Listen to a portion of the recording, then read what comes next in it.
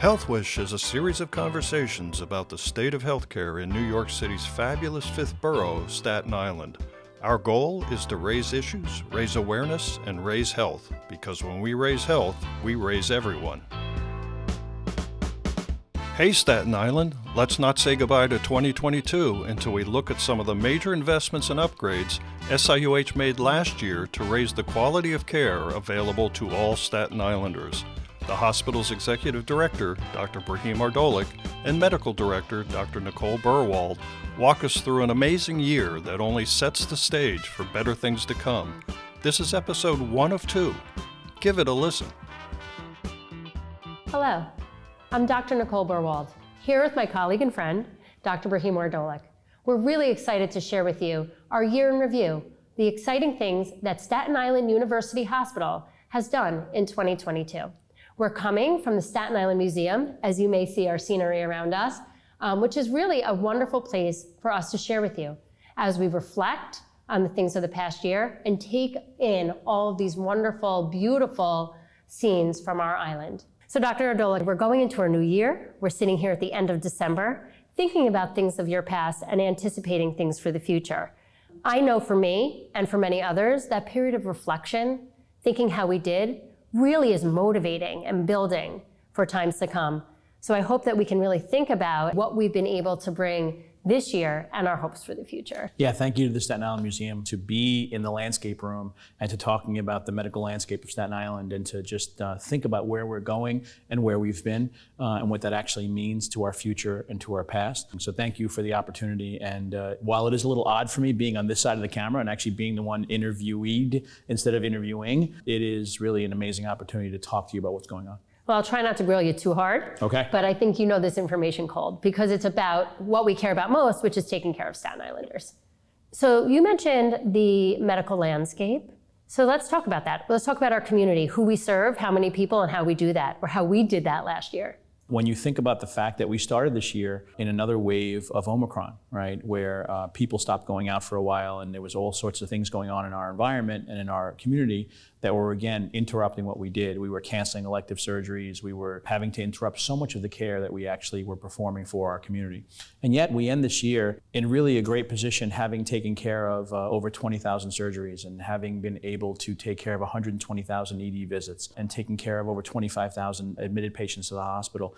Large numbers that get us back to where we were pre-pandemic as we look forward to what the future looks like and as we prepare for a bright future. Yeah, and I think you didn't even mention the many, many outpatient visits in our offices that we've been able to see and help our patients through their time of needs in that setting as well. Yeah, hundreds of thousands of office visits that occur every single year that actually identify the patients who need higher care. The reality is, if you don't go for your regular care, you can't find out these things that can actually save your life, or you find out about them too late. So yeah, without that primary care and without those specialists doing that work, you really can't get the people to where they need to go. Yeah, and you mentioned early in the year, still being in that Omicron wave, it was Delta back in February, which was an unwelcome visitor, but we managed that as we always have. And just now, as we're in what we've been seeing in the media as the tripodemic, do you want to speak a little to that and how we've been able to tackle that and going out of the year? So infectious disease brought us into the year and it's bringing us out as well. Yeah, the last few weeks have been tough on medical professionals and on the community.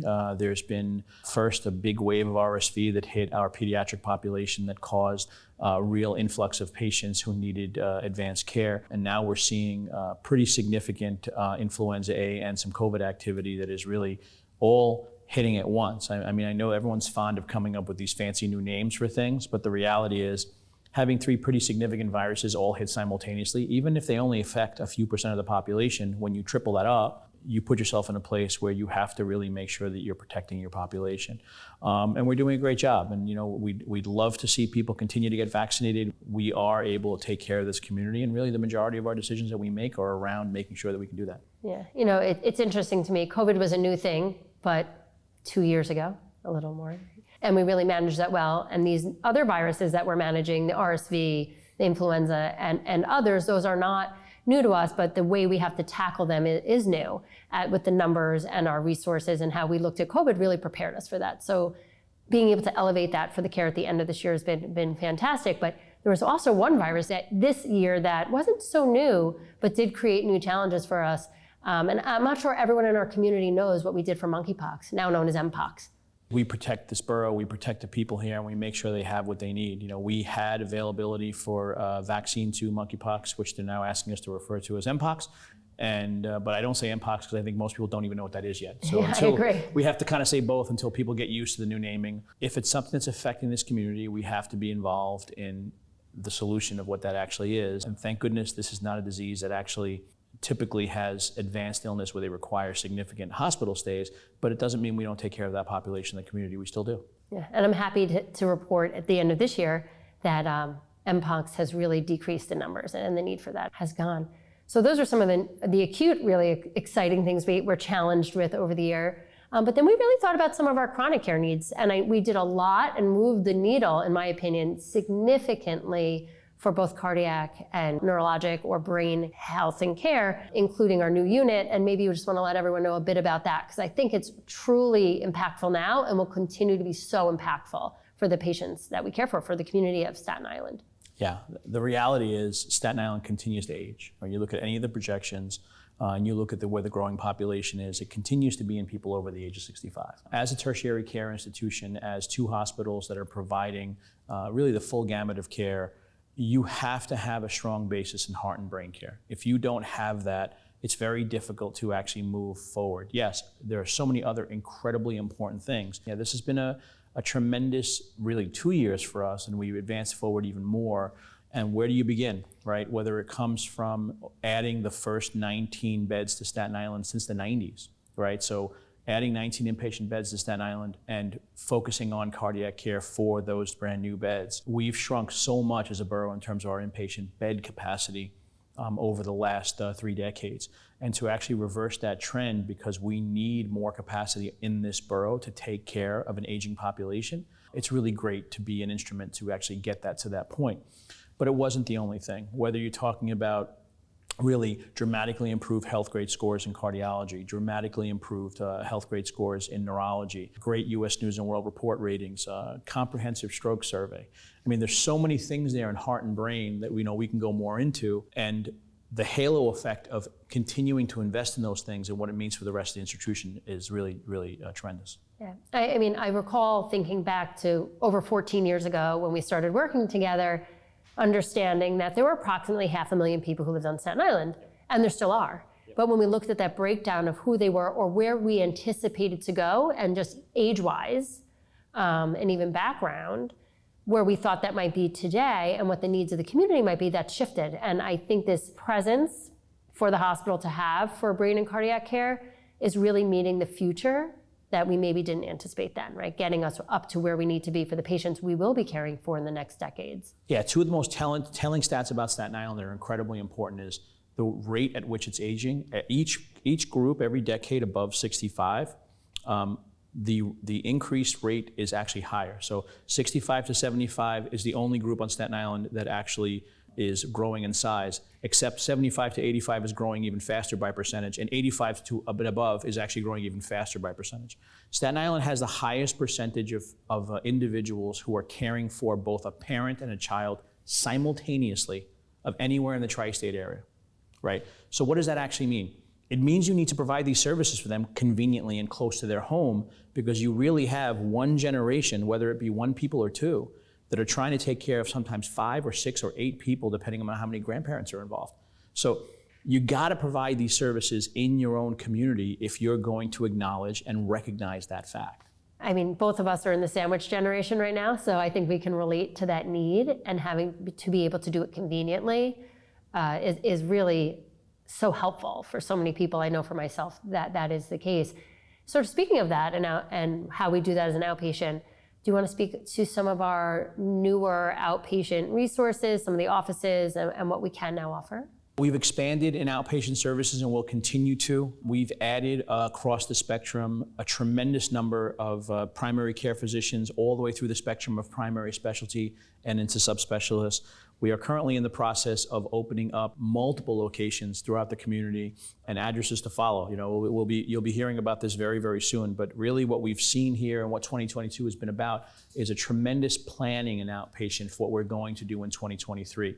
These things do take time, right? And I think everybody also knows they take resources to actually invest in these things. And now we actually have to look at expanding our footprint. So there's multiple locations that are currently under development, whether they be both North and South Shore as well as West Shore, where we're actually looking at how do we actually do that. And there'll be a lot more to follow on this. So you're going to see more and more activity as we use 22 to reload and to prepare for what is going to be a pretty incredible addition of outpatient space over the next 2 to 3 years. You know, we said docs, which we think of human resources, and we thought of all these expansion plans, some things in the hospital with cardiac and brain care, the outpatient, and you also see in the news how some healthcare providers in different disciplines are largely because of the pandemic have walked away from medicine. So I think if I was listening to this, I might say, well, how do you have all the people to do this? So how are we doing? How are we as far as making sure that our human resources are where they should be? Yeah. It's been a challenging year for healthcare professionals. And yes, over the last 2 years, a lot of healthcare professionals have exited the workplace and are choosing to retire. Interestingly enough, you are also seeing a group of people that are realizing, wait a minute, I can actually make a solid living and actually also take care of people. You're also seeing people go towards healthcare, and this is especially true in the younger population, which is really amazing to see. It's a lot of different things. You have to appeal to how great a place this is to live. You have to appeal to how many things there are to do, like this museum.